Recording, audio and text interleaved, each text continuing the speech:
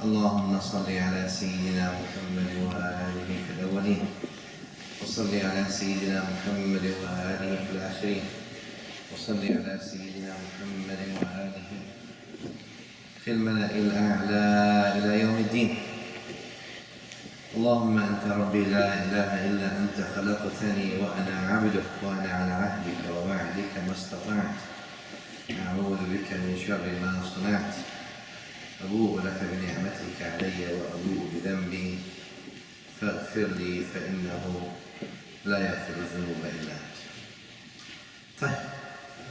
We stopped before on the protection of the self, and then we go now to the maqam or the rank or the station of Ikhlas.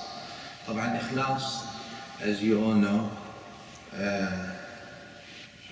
Ikhlas means sincerity in general, like it really in the meaning where Allah said Bismillah ar-Rahman ar-Rahim, Ala lillahi deenul khalis. To Allah belongs a deen that's khalis. Khalis means pure. So pure from everything. Anyway, maqam al-Ikhlas is among the maqamat or among the stations that are very, very important. وطبعا there is no way, obviously, all the ulama of suluk are in agreement that the fuel on the trip, on the journey to Allah is Ikhlas. No Ikhlas, no matter how many deeds you do, obviously it won't work. And this is what the Hadith Sharif calls the shirk al-khafi, the concealed shirk, right? So we have two kinds of shirk. The shirk that takes you out of that takes you out of the fold of Islam, and the shirk that's concealed, that doesn't take you out of the fold of Islam, but it renders all you do invalid or unacceptable. طيب. طبعا from a suluk point of view, al-Ikhlas is purifying the deed from any impurity. Purifying the deed from any impurity. So we're going to move away from sincerity per se to purifying from impurities. Now we talk always, for example, about miftah salah or the key to salah. What's the key to salah? Fiqh-wise. Tahara. Miftah salah al-Tahara. Right? Fiqh. First chapter of fiqh, always read that, right? Alright, very nice. So, now, al-Tahara to the fuqaha obviously is what? To Islam, al-Tahara is what? That you do your wudu. Or if you have ghusl, that you do your ghusl. Alright, that's Tahara in Islam. Tahara in Iman is what also? That you have no impurities in Iman. Your Iman is khalis lillah ta'ala, it is this, it's that, right? How about the Tahara in Ihsan then? Right? Is that, obviously, you don't see, again, it's the purity of any impurity per se. طيب.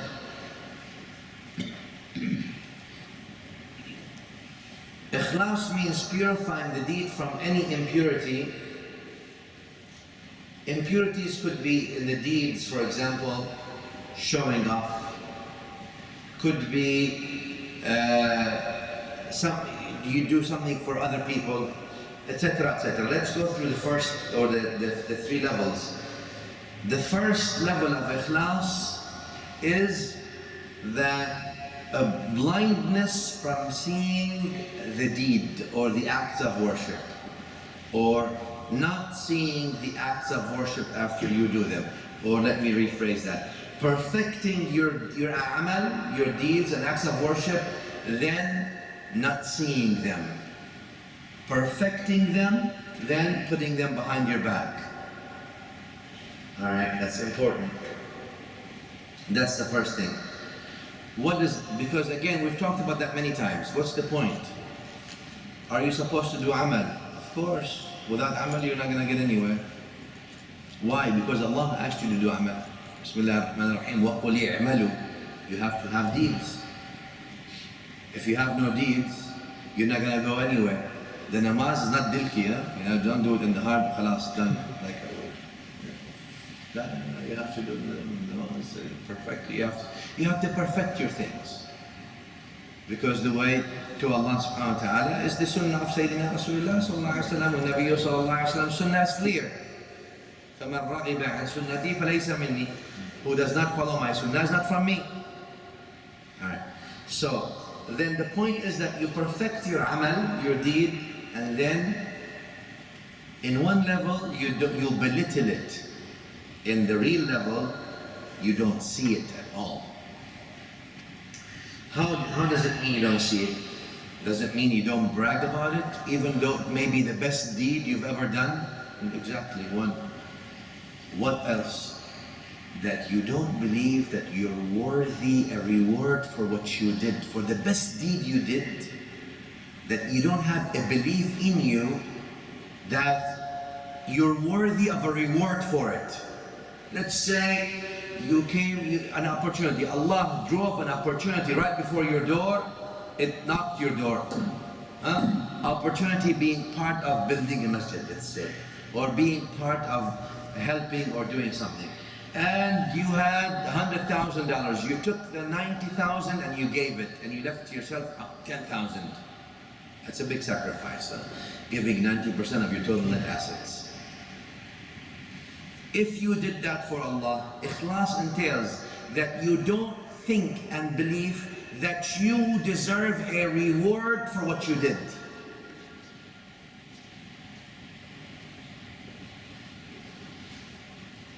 What do you mean? You don't deserve a reward for what you did? Why? Well, because of many things. Number one, the one who deserves a reward, ajr means reward, is the ajir. Ajir means what? Hired person. If you hire someone, what do you do at the end of the day? You give him his, whatever he earned. But if you have a slave works without any reward. It is enough that his master feeds him and gives him safety. You don't view that you really have, that Allah owes you a reward for what you did, because if you believe that, you're in trouble.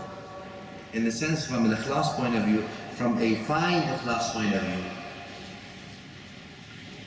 So you don't view yourself as a higher person to do this, so therefore you did it now, Allah owes you something back in return. Lakin you see that you did all this and you perfected it and you don't deserve a reward, because it's not really you who did it anyway, it's Allah who facilitated for you to do it, and therefore actually Allah, you need to be thanking Him subhanahu wa ta'ala for opening the opportunity in the first place, driving it before your door in the second place, giving you something in the third place, and then permitting you to even give what He gave you in the fourth place.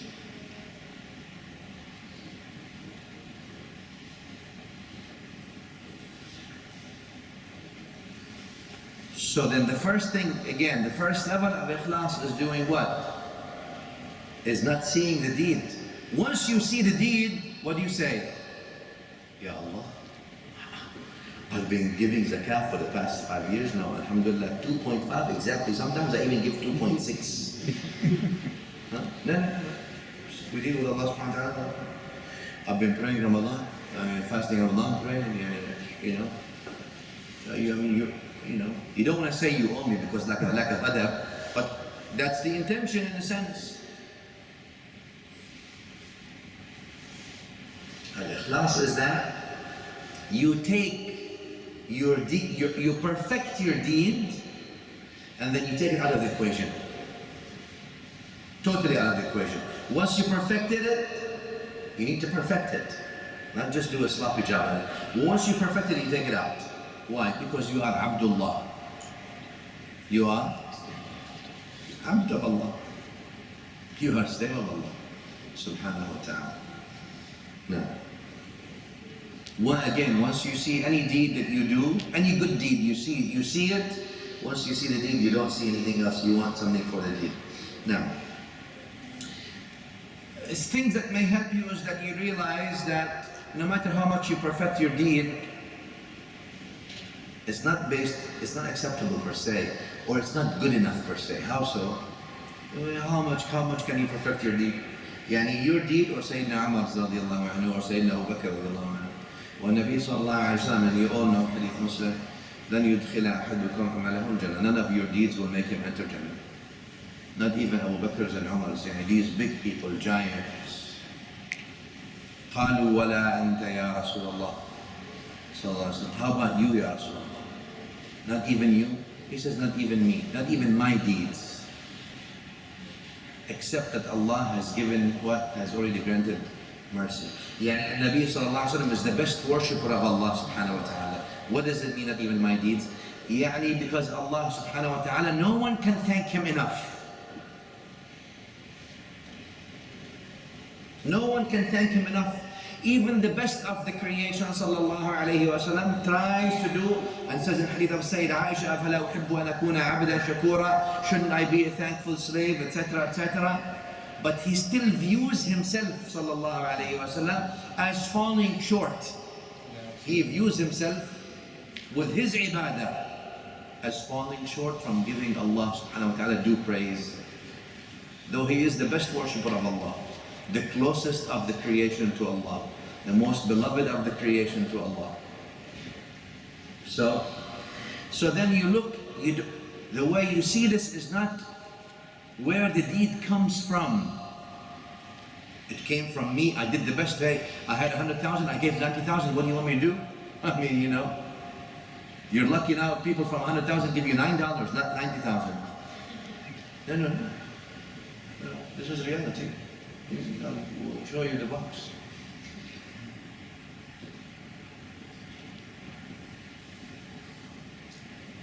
What do you want me to do? Alright.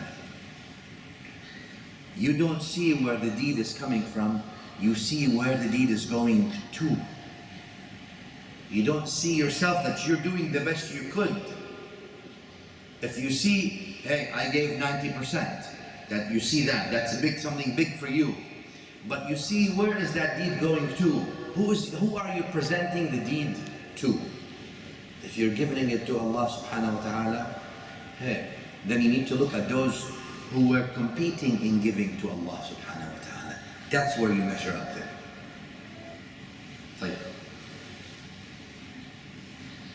And therefore the pious slaves of Allah subhanahu wa ta'ala, they view that what Allah subhanahu wa ta'ala give them from good things, yani good things that happen to them, they view as Allah facilitated it to run on their hands out of the generosity of Allah. Yani Allah, out of His generosity, willed for you to be in the right place in the right time. Bismillah. Now,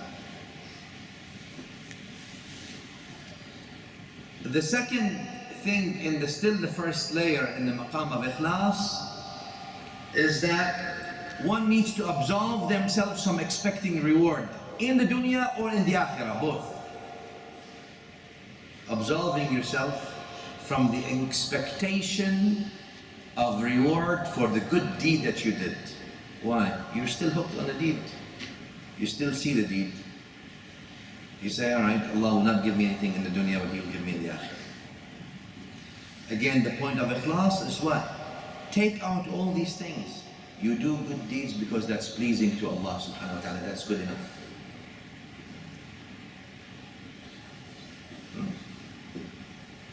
That's good enough. Isn't doing good enough? Alright. Again, these are the forms of tarbiyah that the ulama of suluk try to do. Why? So you can sort of take things out. Take things out of whether it's expectation of reward, expectation of this, expectation of that. Allah asks you to do good, وَفْعَلُوا الْخَيْرِ, do good. خلاص. If it's pleasing Allah subhanahu wa ta'ala, then your relationship is based on Allah, not based on the reward that Allah gives you whether in the dunya or the akhirah. Then if he doesn't give you in the dunya, you might be upset. Or if he doesn't accept it in the akhirah, you might be upset, so I wasted my money. Notice. Now,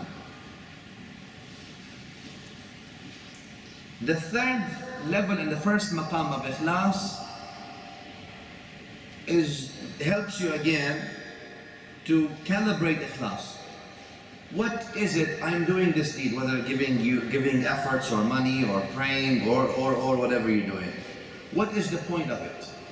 So I fast for what? وَمَا خَلَقْتُ الْجِنَّ وَالْإِنسَ إِلَّا لِيَعْبُدُونَ يعني إِلَّا لِيَعْرِفُونَ إِلَّا لِيَعْرِفُونَ, except that they know. So you realize that the ibadah has an objective, and the objective of the ibadah is to know Allah subhanahu wa ta'ala.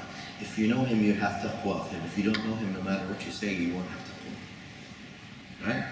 So, then to know Him subhanahu wa ta'ala, then you ask yourself a question. Now that you know where you start and where the end is, did that amal that I did, whatever amal I did siyam, I did salah, I did volunteer at the masjid, I went in a community thing, I did this, I did that. Did that amal, did it get me to know Allah better? Am I now closer to Allah? Or was it just a robotic, mechanical thing that I did? It had no bearing on my closeness to Allah subhanahu wa ta'ala or my relation to Allah subhanahu wa ta'ala. There's a problem. That means that what? Ikhlas still in question here. Because if your niyyah was with Allah subhanahu wa ta'ala from the beginning, then your niyyah is with Allah subhanahu wa ta'ala at the end. So, therefore, that one sees that the amal itself, the act itself of worship or act of closeness itself is not the objective itself. The objective is that this amal gets you closer to Allah. The question is, after you do so, you can check your ikhlas. Did this amal actually get me closer to Allah? I came to the masjid. What niyyah did I come for? To see Sayyid Abdul Qadir? MashaAllah, very nice. That's a good niyyah. Ziyarah fillah. But not good enough. If you make it purely for Allah, I came for the pleasure of Allah. Watch. And you remain in this niyyah until you leave the masjid. You came now for majlis ilm. Mashi. Very nice. You came, if your niyyah was not for Allah, you make it for Allah subhanahu wa ta'ala. Now you correct your niyyah. If you remain in this niyyah until you leave the masjid, you will be closer to Allah subhanahu wa ta'ala, no doubt. Once you step out of that niyyah, I'm acquiring more information, I'm acquiring this, I am seeing good people, I am being in the majalis of the salihin, maybe, there are some young children here and good people, I am in the majalis of this, it's it, right? Until you remain with Allah subhanahu wa ta'ala. فَمَنْ كَانَتْ هِجْرَتُهُ إِلَى اللَّهِ وَرَسُولِهِ. So therefore then you want to, in order for you to purify your ikhlas and keep it calibrated, the niyyah has to be there and the niyyah must remain intact until the end of the deed. And if that niyyah remains there with you, you will come to the masjid and to the majlis of ilm like this, inshaAllah ta'ala, and that will be a wasila and a tool for you to be closer to Allah, definitively almost. That's the first level of ikhlas. The second level of ikhlas is after perfecting the deed, being embarrassed by the deed. After perfecting your amal, being embarrassed by it. Now, being embarrassed by it. Why being embarrassed by it? Because again, Sayyidah Aisha radiallahu anha, she tells Sayyidina Rasulullah sallallahu alayhi wa sallam, Sayyidah Aisha is not your average woman. Faqiha, alima, muallima, teacher of teachers. Rabbaniya, Sayyidah Aisha, it's not easy. When it comes to ibadah, when it comes to all these things. Enough that she was in the household of Rasulullah sallallahu alayhi wa sallam. Imagine when Sayyida Aisha, this, يعني one of the Rabbani women and Rabbani scholars of this ummah, she sees Sayyidina Rasulullah sallallahu alaihi wasallam doing this, and she's overtaken by his salah. Why are you doing this to yourself? وَقَدْ غَفَرَ اللَّهُ لَكَ مَا تَقَدَّمَ مِنْ ذَنْبِكَ وَمَا تَأَخَّرَ. Why are you doing? She's overtaken. Why are you doing this to yourself? Someone like her, not someone like us, whose relationship to ibadah and tahajjud is seasonal. It comes Ramadan, maybe we'll do it a couple of times, etc. He tells her, أَفَلَا أَكُونُ عَبْدًا شَكُورًا. Shouldn't I be a thankful slave?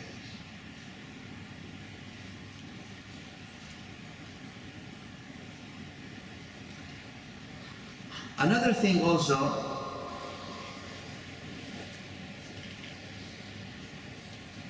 that one sees, again, which we mentioned it again, but one sees the good things from the generosity of Allah. So now you leave yourself out of the recognition, and Allah subhanahu wa ta'ala enable you to do a good thing. What do you say? Alhamdulillah. And that's the meaning, La hawla wa la quwwata illa billah. The meaning of La hawla wa la quwwata illa billah means what? La hawla an ma'siyah wa la quwwata ala ta'ah. There's no hawl, there's no power to stay away from sin. And there's no quwwah, there's no power to do obedience except billah. And therefore that the slave who is with Allah see themselves as when they do something, they are with Allah, for Allah, by Allah, to Allah.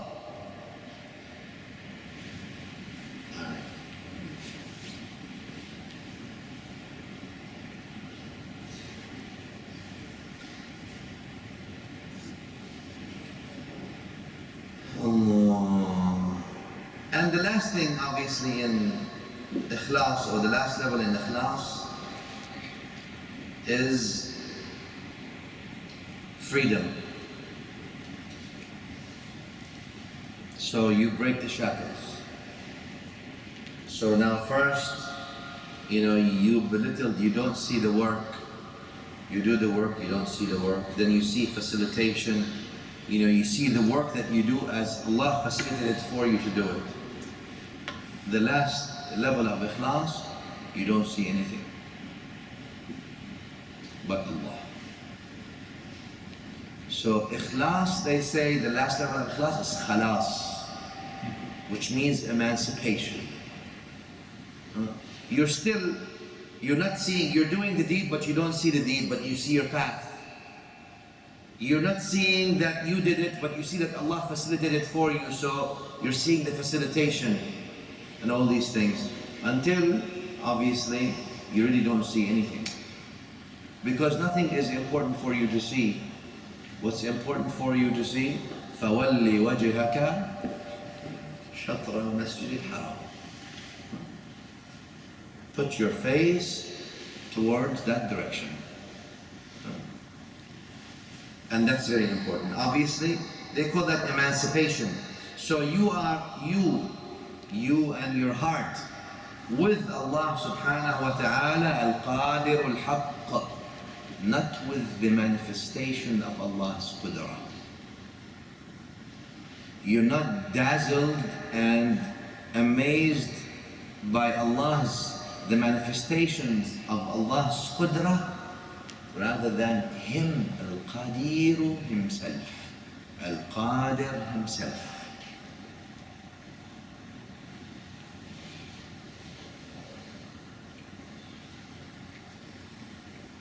Similarly, that you're not busy with the promise of reward or lack thereof from the one who will reward himself. Yani you're not more attached to his Jannah than you're attached to him. That you're talking about, you're mesmerized and dazzled by Jannah, that you are actually close to him. Jannah is good, but it's his creation. It's him subhanahu wa ta'ala that you want to know and be close to.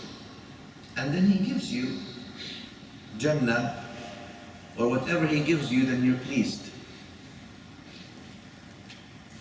So this is among the issues in the maqam of Ikhlas. Inshallah ta'ala. Maybe we'll stop here today, and then some other time, next time we'll talk. In 2 weeks, inshallah, we'll talk about the next one, which is the Tahdib. وصلى الله على سيدنا محمد وعلى آله وصحبه. Are there any questions?